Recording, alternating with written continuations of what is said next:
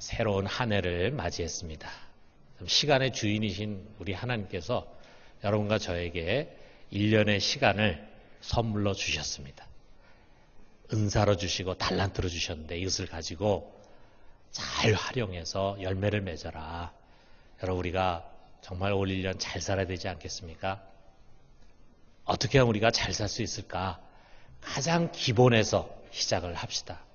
우리가 서야 할 그 자리로 우리 돌아가요.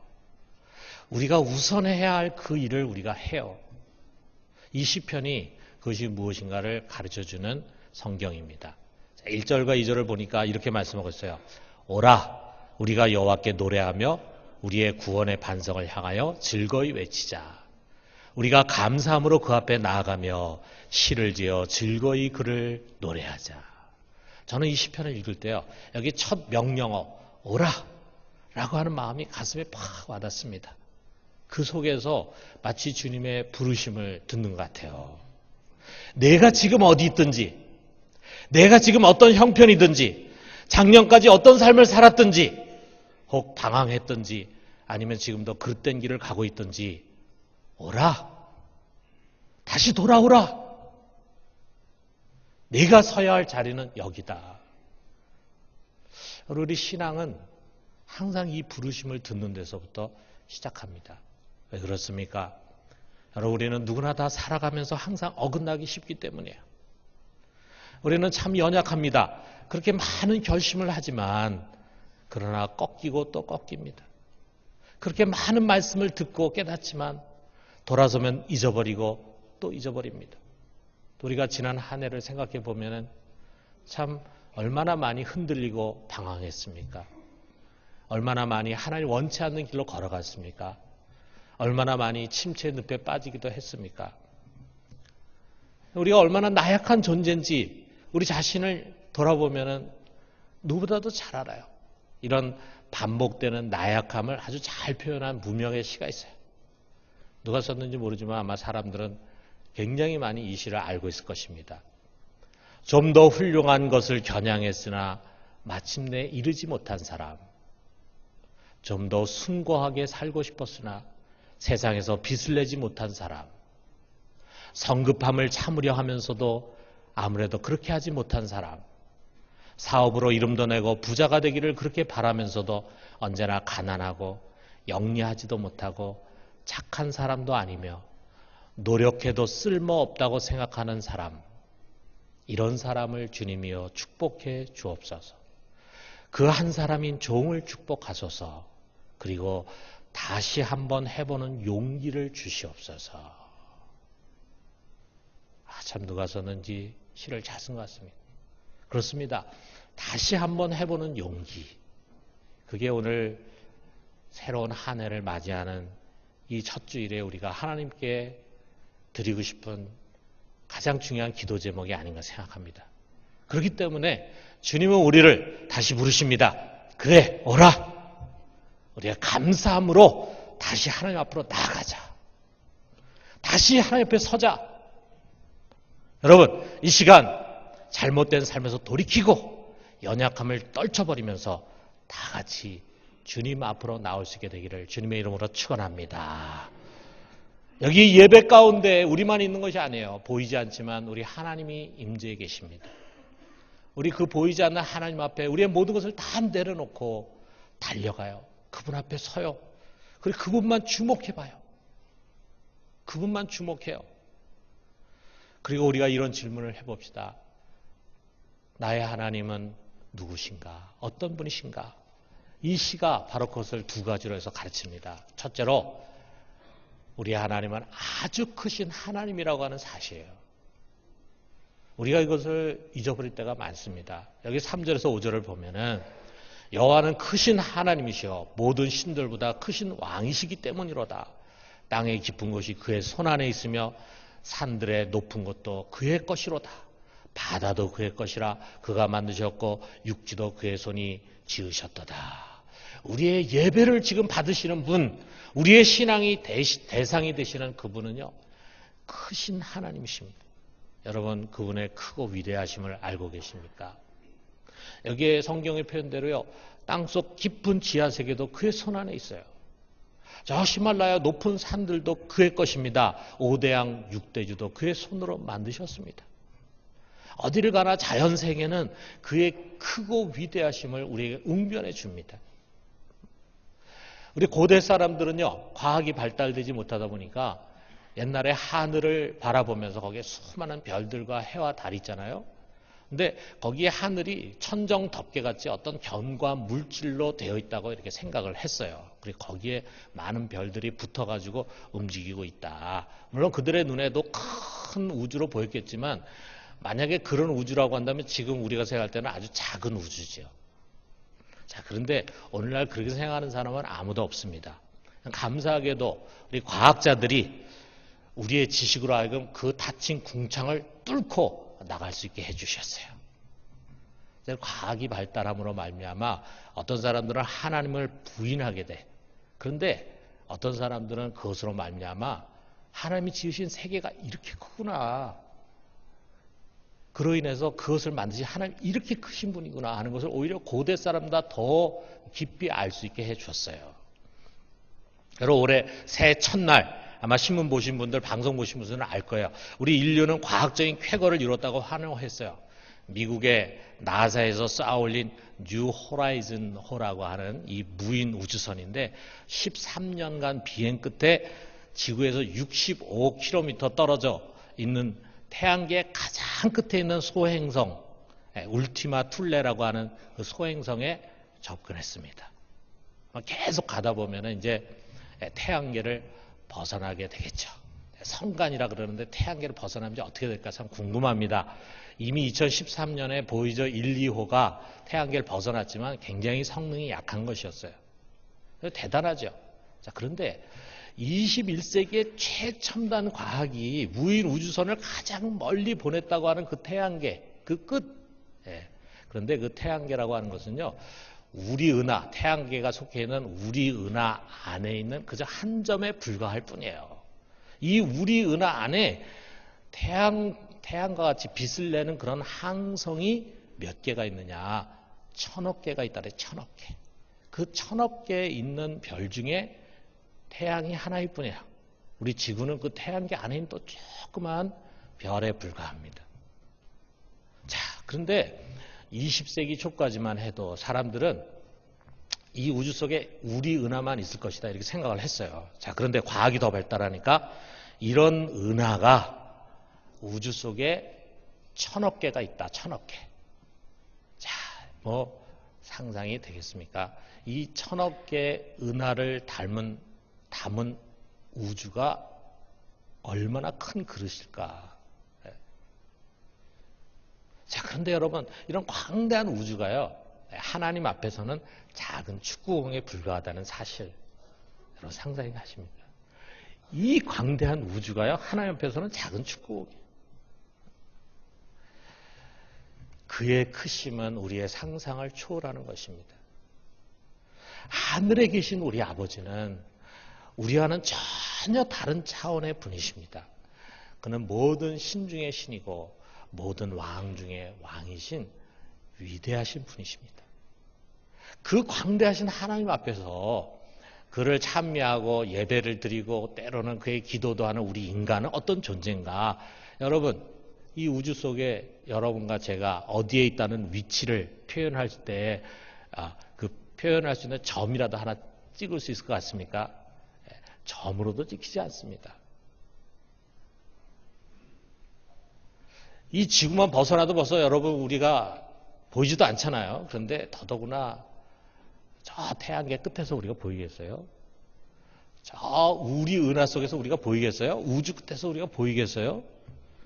자, 우리가 파스칼이라고 하는 프랑스의 유명한 철학자면서 신학자인 사람이 방세라고 하는 유명한 책을 냈는데 거기에 우리 인간에 대해서 이렇게 표현했어요. 인간은 자연에서 가장 연약한 한 줄기 갈대 같은 존재다.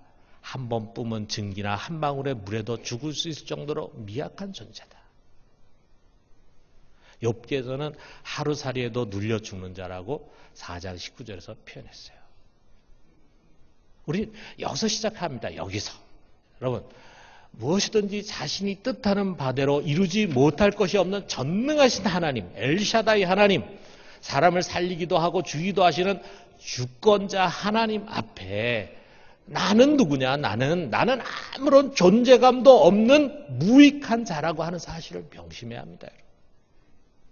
내가 대단한 자가 아니에요. 우리 인간이 대단한 존재가 아니에요. 우리는 정말 점으로도 찍어서 표시할 수 없는 무와 같은 존재 하나님 앞에서, 이게 팩트고 이게 진리입니다. 이 자리가 우리 출발점입니다. 이 자리에서 우리가 할 일은 이거예요. 6절에 있는 것처럼 오라! 우리가 굽혀 경배하며 우리를 지으신 여호와 앞에 무릎을 꿇자. 사랑하는 성도 여러분, 우리 그 앞에 굽혀 경배합시다. 그분이 우리를 만드셨습니다. 그분이 세상의 주인이십니다. 정말 그 하나님을 진심으로 경외합시다. 두려움 가운데 존경하고, 그래서 그분을 높이고 예배합시다. 여러분, 그 앞에 무릎을 꿇읍시다. 내 교만을 내려놓고 엎드려요. 세상 사람들이 높이고 칭송하고 인정하는 거 하나님 앞에서 아무것도 아닙니다. 내가 알고 있는 지식, 내가 쌓은 경력 아무것도 아닙니다. 여러분, 우리는 그 앞에서 엎드려야 할 존재입니다. 이것이 그와 우리 자신을 아는 자의 마땅한 모습이에요. 아무것도 모르는 세상 사람들은 큰 소리칩니다. 누가 나를 건드리랴? 여러분, 그 속에 하나님에 대한 두려움이 없어요. 그것은 어리석은 것입니다. 자기 마음대로 삽니다. 자기 멋대로 말합니다. 자신에게 임할 심판을 차곡차곡 쌓아가는 것입니다. 하나님이 얼마나 큰지를 아는 지혜자는 그렇지 않습니다. 그는 우리 죄를 얼마든지 징계할 수 있는 분입니다. 한순간에 우리를 저 바닥으로 곤두박질치게 할 수 있는 분입니다. 그럴 힘과 권한을 가지신 분이에요. 하나님 우리의 주권자시고 우리의 심판자이십니다. 그러므로 여러분, 우리가 한 해를 맞이하면서 이 시간, 우리에게 준 이 시간을 우리가 1년 동안 사용하면서 우리가 서야 할 자리는 바로 이겁니다. 겸손히 하나님을 경외하자. 그 하나님을 두려워하고 그 하나님을 존경하고 그 하나님을 사랑하고 그 하나님을 가장 높은 곳에 올리고 그 앞에 엎드리며 겸손히 사는 우리 모두가 되기를 주님의 이름으로 축원합니다. 두 번째로는 그는 나의 목자시다. 자, 이 우주보다 크신 분, 전능하신 하나님, 그분이 이 우주 속에서 먼지만큼도 작은 그런 이 지구 가운데로 친히 오셨습니다. 우리 보잘것없는 인간의 몸, 종의 형체로 세상에 오셨습니다. 이것을 우리가 성육신, 인카네이션이다 이렇게 말합니다. 오셨을 뿐만 아니라 그는 그의 몸에 모든 인류의 죄를 다 짊어지고 십자가에서 대속의 죽음으로 죽으셨어요. 크고 위대하신 우리 주님이 미물과 같은 우리 인간의 손에 의해서 죽임을 당하셨어요. 그 죽음을 통해서 인간의 죄를 없이 하시고 우리를 구원해 주셨습니다. 이것이 하나님의 사랑입니다. 그리고 그는 다시 부활해서 승천하시고, 그리고 하나님 우편에서 하늘과 땅의 권세를 가지신 주님으로 이제 성령으로 이 땅에 오셔서 우리의 목자가 되셨습니다. 목자. 이제 내가 너의 인생을 인도하겠다. 목자가 되셨어요. 7절에 있는 말씀이 바로 그겁니다. 그는 우리의 하나님이시오. 우리는 그가 기르는 백성이며 그의 손이 돌보시는 양이기 때문이라. 여러분, 우리가 그분의 양이라는 사실 잊어서는 안 됩니다.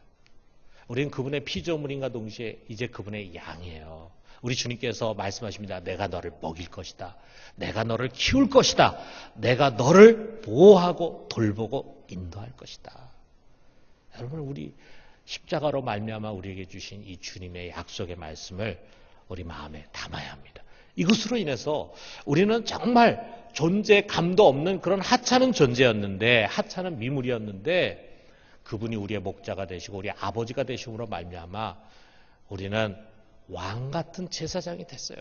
로열 패밀리가 됐어요. 이 세상에 어떤 것과도 비교할 수 없는 가장 존귀한 자리에 우뚝 서게 됐어요.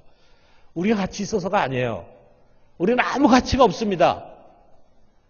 물 한 방울에 수증기에도 죽을 수 있는, 하루살이에도 눌려 죽을 수 있는 그런 여전히 부족하고 쓸모없는 미물에 불과하지만 하나님이 우리를 높여주시고 하나님이 우리를 그의 자녀 삼고 하나님이 우리를 그의 양으로 삼으시고 우리의 목자가 되심으로 말미암아 우리는 이 존귀한 자리에 서게 됐어요. 우리의 운명이 달라졌어요.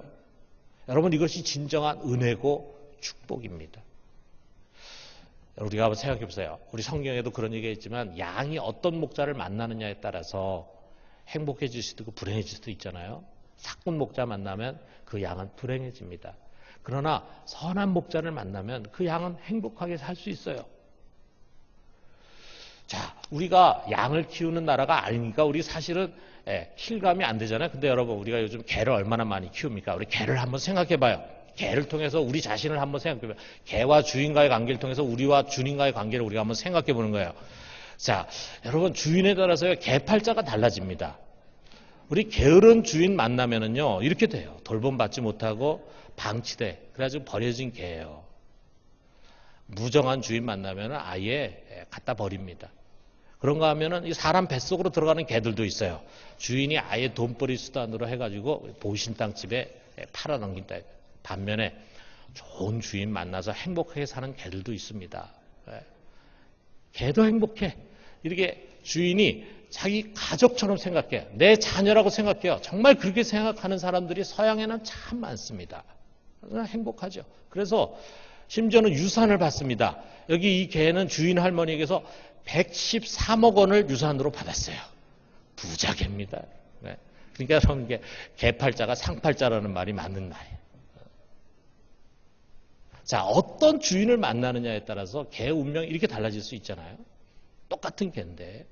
자, 그런 것처럼 여러분, 우리가 어떤 주인을 만나느냐에 따라서 우리 인생이 달라지는데 여러분과 저는 너무 좋은 주인을 만났잖아요. 한마디로 말해서 양을 위해서 자기의 목숨을 아끼지 않는, 말로만이 아니라 그것을 실천해서 보여주신 선한 목자 그분 만났어요. 우리 성경에 보니까 하나님은 어떤 분이냐? 여러분과 나의 머리털까지 세우고 계신 분이다. 우리 머리털이 하루에 몇 개씩이나 빠지지 않습니까? 그 빠지는 머리털을 하나하나까지 세고 계신 분, 우리 자신보다도 우리에 대해서 너무나 잘하시는 분, 우리의 일거수일투족을 보살피시는 분, 그래서 자기의 양을 최상의 꼴로 먹이시고 때로는 쉴 만한 물가로 인도하시고 모든 위험 가운데서 능히 우리를 지키시는 피난처가 되시는 분이 바로 우리의 목자십니다. 그분이 우리의 주인이세요. 그분이 우리의 목자실 때 우리에게 부족함이 무엇이 있겠어요? 과연 그럴까요? 우리 중에 그런 의구심을 갖습니다. 과연 그럴까요?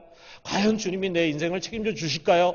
과연 주님이 모든 위험으로부터 나를 막아주실까요? 과연 주님이 나에게 필요한 꼴을 먹여주실까요? 주님, 정말 그런 주님이라면 저에게 좀 확증해 줄 수 있는 증거를 보여주십시오 라고 생각하는 분이 있을지 몰라요. 여러분, 우리 예수님은 그것을 증명해 주셨습니다. 십자가에서 그는 그분의 신실함을 증명해 주셨어요. 나는 너를 위해서 내 목숨까지도 아낌없이 내어 버린다. 너를 위해서 내 살을 찢기고 내 피를 다 흘릴 것이다 라고 하는 것을 우리에게 약속하시고 실천하셔서 보여주셨습니다. 그러므로 여러분, 이처럼 십자가에서 자신을 증명하신 이 목자를 우리가 신뢰합시다. 그분의 인도하심에 우리 무조건 순종해요. 여러분, 우리의 수시로 변하는 상황을 바라보면서 두려워하고 불평하지 말고 우리 잔꾀를 앞세워가지고 불순종하지 맙시다. 여러분, 광야에서 이스라엘을 한번 상기해봐요. 여기 이 시편은 마지막에 그것을 우리에게 가르쳐주고 있습니다. 7절 하반절에서 8절을 보니까 너희가 오늘 그의 음성을 듣거든 너희는 무리바에서와 같이 또 광야의 마사에서 지내던 날과 같이 너희 마음을 완악하게 하지 말지어다. 광야에서 무리바에서 또 마사에서 물이 안 나온다는 것 때문에 하나님께 불평하고 원망하고 하나님께 도전하고 시험했던 그 예를 알잖아요. 여러분, 하나님은요, 이스라엘이라고 하는 이 애굽에 400년 동안 종살이하는 아주 무능하고 연약한 민족을 불쌍히 여겨서 이 민족을 자기 민족으로 삼으셨어요. 그래서 그 민족을 파멸해서 구원하시고 그들을 애굽의 손에서 건져내시고 그 다음에 광야에서 불기둥과 기름 기둥으로 인도해 주셨어요. 그리고 하나님이 인도하신 그 길이 마침내 복을 얻는 길이었어요. 복을 주기 위한 길이었어요. 그런데도 여러분 이스라엘의 태도를 한번 생각해 보십시오. 창세기부터 민수기, 신명기 거기까지 성경을 읽으신 분들은 다 아실 거예요.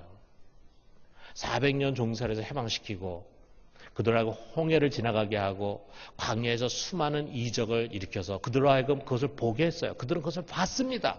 그들은 매일매일 하늘에서 떨어지는 만나를 먹었습니다. 그 이적을 매일매일 체험했습니다. 그럼에도 불구하고 그들은요 40년 동안 여전히 하나님께 감사하지 못해요. 믿지를 못해요. 이 길로 왜 인도하실까? 이 길로 가다 우리 망하게 하시는 거 아닐까? 시험하고 불순종을 반복했습니다. 그렇게 완악할 수가 없어요. 마침내 하나님 선언하십니다. 11절에 보니까 그러므로 내가 노하여 맹세하기를 그들은 내 안식에 들어오지 못하리라 하였도다. 그래서 어떻게 됐습니까? 결국 출애굽할 때 20세 이상의 남자는 여호수아와 갈렙을 제외하고 한 사람도 가나안에 들어가지 못했어요. 여러분, 우리 그렇게 하지 맙시다. 성경은 우리에게 그들을 반면 교사로 삼기를 명하십니다. 너희는 이처럼 해서는 안 된다. 여러분, 우리는 주님께서 우리에게 주신 언약을 정말 신실하게 믿어요. 그분은 우리의 신실하신 목자입니다. 그분이 우리를 인도해 가는 것은 가장 탁월한 인도입니다. 그렇기 때문에 무조건 순종합시다. 무조건 순종.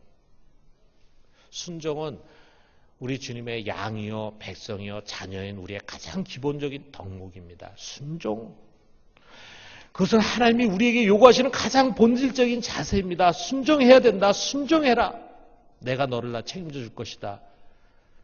내가 너를 위해서 목숨까지 주지 않았니? 내 아들까지 희생하지 않았니? 그러니까 너를 책임져 줄 테니까 너는 무조건 순종해라.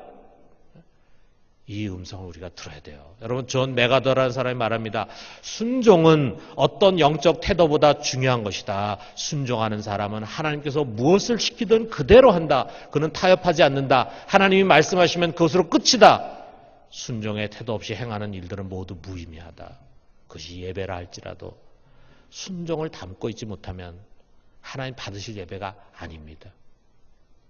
순종이 제사보다 낫다고 사무엘이 분명히 선포했어요. 여러분, 때로 이해되지 않아도, 때로는 돌아가는 길이어도, 때로는 가시밭길처럼 보여도, 때로는 오래 기다려야 하는 인내가 필요할지라도 가라고 하면 가고 서라고 하면 서야 됩니다. 주께서 이리 하라 하면 싫어도 예 하겠습니다 하고, 주님께서 하지 말라 그러면은 아무리 그것이 달콤하고 이익이 돼 보이는 일이 할지라도 그 자리에서 내려놓고 예, 하지 않겠습니다 하는 것이에요. 우리 얄팍한 잔꾀를 가지고 여기서 이거 내려놓으면 저 못 삽니다. 이것이 옳습니다 라고 하면서 주장하고 자기 고집대로 살아가면요 나중에 후회하게 됩니다. 어떤 사람은 오랜 인생이 지난 뒤에야 비로소 깨닫게 돼요. 내가 젊었을 때 왜 그랬을까? 그것이 아니었는데 내 고집을 피우다가 내 인생이 이렇게 어그러졌구나. 후회를 하게 돼요. 주께서 이리 하라 하면 싫어도 예 하겠습니다. 하지 말라 하면은 예 하지 않겠습니다. 이 순종. 여러분, 이 순종이 반복되다 보면은요 나도 모르는 가운데 나는 순종의 사람이 돼요. 축복받는 사람입니다. 나도 모르게 아주 단단한 반석에 집을 짓는 사람이 되는 거예요. 그런데 요거까지는 내가 하고 싶은 대로 하고 다음부터 잘하지 이렇게 하면서 불순종을 계속 반복하다 보면 자기도 모르는 사이에 불순종이 몸에 배어 있어요. 축복받지 못하죠. 그 사람은 그야말로 모래 위에 집을 지은 부실한 사람과 같습니다. 여러분, 지금 순종의 자리에 서 있습니까? 온전히 전적으로 순종한 마음을 품고 그분 앞에 서 있습니까? 여기까지는 내가 순종하지만 하나님 만약에 그 이상 나에게 요구하신다면 난 들을 수 없어. 혹시 여러분 여전히 이런 마음을 가지고 하나님 앞에 서 있는 것은 아닙니까? 여러분, 순종의 자세와 마음이 아니라면은 지금 돌아서십시오. 지금 여기서 이 예배 때 이 성찬을 하면서 여러분 돌이켜야 합니다. 완고한 마음을 내려놔야 합니다. 순종의 자리로 돌아서야 합니다. 그것이 우리를 향하신 하나님의 뜻입니다. 이 전도서로 말씀 마치겠어요. 전도서 12장 13절에 우리 같이 한번 읽어봅시다. 일의 결국을 다 들었으니 하나님을 경외하고 그의 명령들을 지킬지어다. 이것이 모든 사람의 본분이라. 우리 본분으로 돌아가야 되는데 우리 본분은 어디냐? 우리 하나님, 크신 하나님이시다. 그분을 경외하자. 두려워하고 존경하고 사랑하자. 우리 주님은 우리를 위해서 자기 목숨까지 버리신 목자이시다. 그분의 인도하심과 그분의 명령에 순종하자. 이것이 우리가 서야 할 본분입니다. 올 한 해 우리 주님 경외하고 순종하며 살아갈 수 있게 되기를 주님의 이름으로 축원합니다. 우리 같이 기도합시다.